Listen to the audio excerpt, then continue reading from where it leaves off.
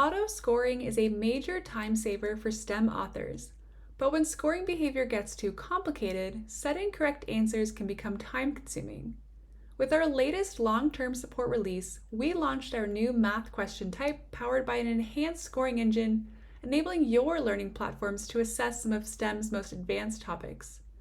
In this demo, we will highlight how content authors can easily customize scoring for numeric answers, which can be beneficial with applications in economics, finance, or accounting. Let's take this question here having to do with interest, where the learner is expected to round their answer to the nearest dollar. We've started to author this question.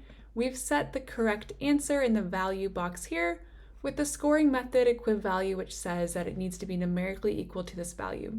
But let's see what additional customization options we have. The first thing we might do is set a tolerance to be a little more flexible if the student happens to do some rounding.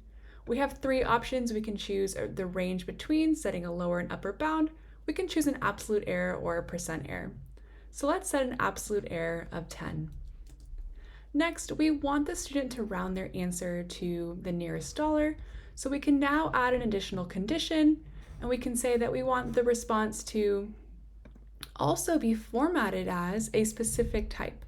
So in this case, we can select the form integer because we want the answer to be a whole number. So now we can accept a range of answers within that tolerance interval, but only those whole numbers. To learn more about all of the new STEM capabilities, you can email team@learnosity.com. Thanks for watching.